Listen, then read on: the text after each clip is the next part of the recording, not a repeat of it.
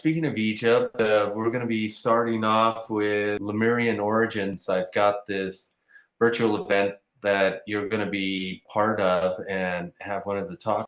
Could you speak a little bit about that, the hero's journey and the star walkers of Egypt? Absolutely. I mean, the all of Egyptian religion, symbolism, all of the temples, everything refers to human transformation into a higher form, a celestial being, star walkers.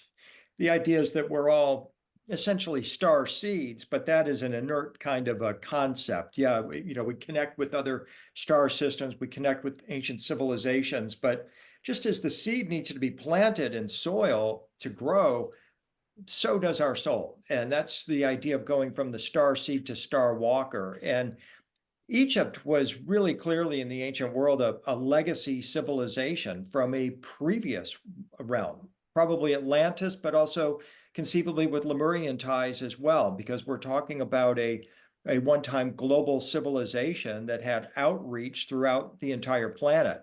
It just happens that Egypt is perhaps the greatest surviving remnant of that culture or that civilization. So it's important to provide that as the reference. And of course, in many of the Lemurian tales throughout the Pacific, we learn of the star seeding of the earth. We learn of light beings coming and going from other realms. We learn about humans riding rainbows into the celestial realms. And this is all something that's enfolded with the Egyptian stargate, or excuse me, star walking tradition.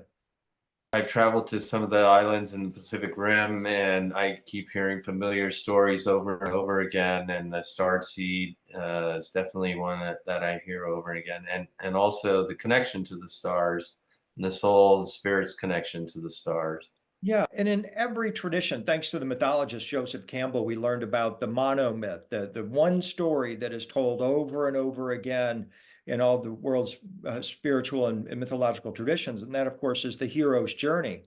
And what I've done, which is different, deviation from Campbell, is to look at it through the lens of ascension, not just about the incarnation and the journey that the soul goes through with its challenges and its quest and its seeking ultimately its redemption, but to really to look at it more from the perspective of ascension and taking it up to a higher cosmic level. So I think that'll be something everyone will really enjoy.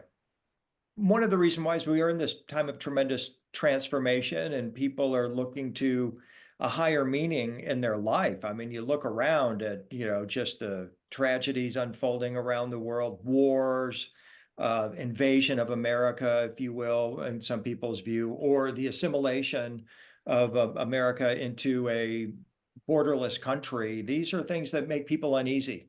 And then they're looking then for something to really hang on to during these times, something that's more eternal. I mean, if everything that we know is dissolving and transforming, where does that leave the individual? And it leaves you in the same place that you were when you arrived. You're still your soul is ultimately still going to strive for and ultimately journey to that ultimate destination. And then December 14th, can you tell us about what we're going to do this December here in Sedona for a one-day experience? So you mentioned last December, I was in Sedona doing my Christos presentation, which was all mainly focused on the early Christian mystical belief in waters or secretions from our pineal gland. They refer to these as the living waters.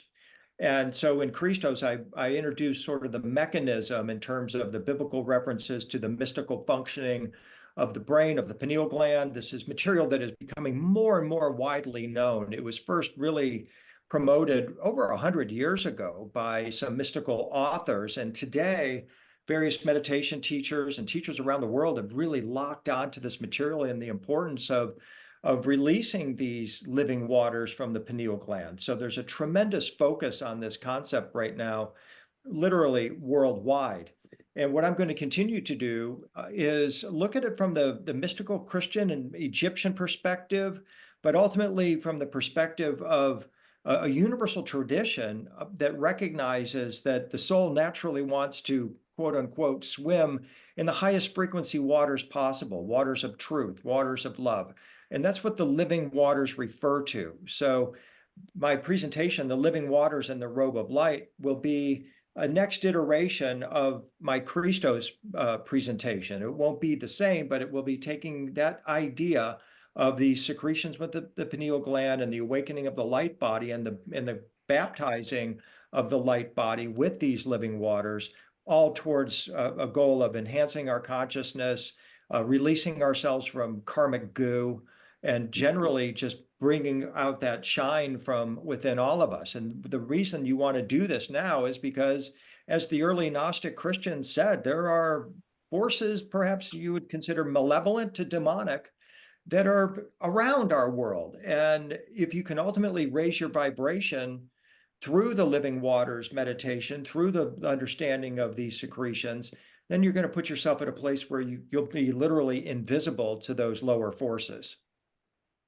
And I'm really excited about it because I've been collecting many, many references to the living waters and all these different traditions, and just kept asking the question, well, what are they really talking about with living waters? Is there some way you activate water on Earth? We most certainly know that that's possible. We know water is a carrier of information. It's a transmuter. There's many magical qualities to water. Is that what the ancients were talking about? Or were they talking about drawing down a higher frequency symbolized by these living waters? And in fact, it's probably both. But so I was really excited to finally have an opportunity to pull all these references together in one single package or presentation that is just so illuminating.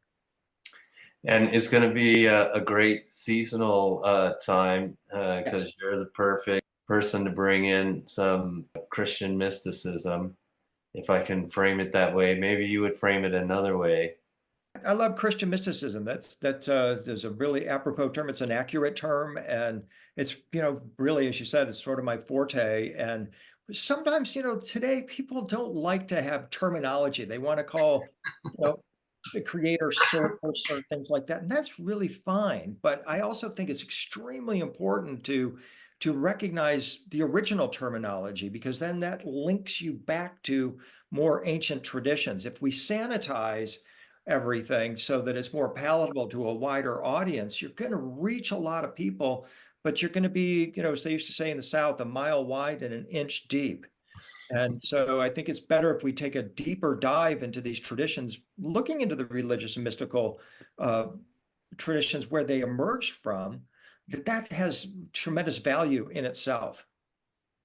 You've had a lot of influences in this field of work, and I just wonder if there's some specific influences. I did want to mention Graham Hancock and see if there were some specific influences that Graham has had on your work, along with any others you might think of, sort of legends of time, so to speak.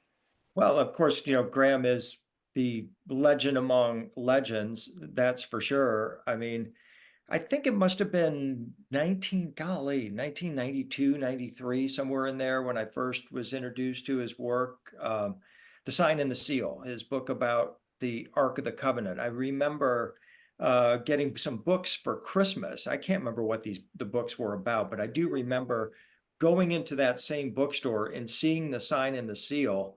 And I couldn't get home fast enough to get those books and exchange them for Graham's book. And of course, just absolutely devoured it. And then later in the 90s, Santha, his wife, had put up a photo she had taken in the Temple of Hathor at Dendera of Orion, the Starwalker, or Sahu, he's also called the Starwalker. And the instant I looked at that, I thought, well, wait a minute, the way they show that arc of the millions of years looks exactly like the way modern science portrays a wormhole.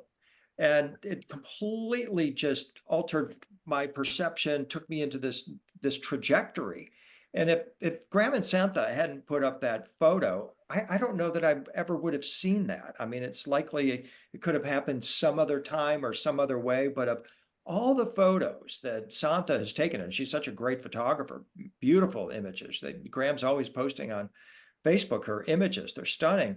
That one, I just felt like was a message for me. And I took off on that boat and have continued sailing ever since. And I always give Graham and Santha the props for that, because they've taken a lot of arrows. Graham has always been out on the cutting edge. He's always been kind of willing to play the David to the Goliath of the archaeological establishment. And that is, that's someone you really want to support and be around, because he's, one, so incredibly intelligent, so knowledgeable, and gets his boots on the ground too. I mean, he doesn't just write about places, he goes to them and writes from the perspective of someone that has actually been there. And so I think, when you're talking about Graham, you're really talking about not just a pioneer, but someone that has truly opened a gateway into the ancient world that many people didn't even know existed. But now it's going to be absolutely crucial and fundamental to the definition of who we are as humans and how we interact with this world. I think the effect that it has on human consciousness, when I was in academia and theology school, we had to understand the context of the history. Otherwise, you can totally misrepresent or misunderstand the content. Exactly. So I think his work is vital to not only academia, but eventually my thought is that that brings us back to the spiritual aspect again and gives us a more firm understanding. And that's not even, we haven't even talked about Graham's contributions to the exploration of consciousness, his upholding or his shining the light on ayahuasca as a modality for self-healing, for connecting with other dimensional beings, for recognizing it as a source of knowledge. I mean, that took a lot of bravery for him to do that. And now, it's like ayahuasca is becoming like the beverage of choice. I mean, it's all over the place. But when Graham was first drawing attention to it, very few people were aware of it. Yeah, yeah, that's right. I remember that. This all reminds me of a conversation we had earlier this week. You have some new exciting news coming up that we may be able to share very soon. Is there anything you could say about that? I'm building a big boat for everybody. I'm part of an organization that is creating, I mean, we think of it as like a med ship. This world needs, some massive ship to come in with meds for everybody, that, and by meds, I mean, healing modalities and substances that can awaken our consciousness. And I'll be making an announcement within the next week or two about what all that actually entails. So I'm going to hold off on mentioning anything more, but the ship's about to arrive at the port. That's cool. Very exciting. I can't wait to hear you share what you shared with me in Thank you. public. I Yeah, think it's very exciting, and I can't wait. We'll keep it under the hat until then. cool. But very exciting news and something to look forward to, and good conversation, William. I Definitely. appreciate your time and who you You are. too, Robert. Thank you, as always. And then December 14th, I'm looking forward to having a real celebration, a real seasonal celebration. Definitely. Can't wait. Yeah, a real Christmas. I'm going to go ahead and say it. Okay. Right on. Okay. All right, William. Thanks again, and we'll talk Thank soon. you. Thank you. All right.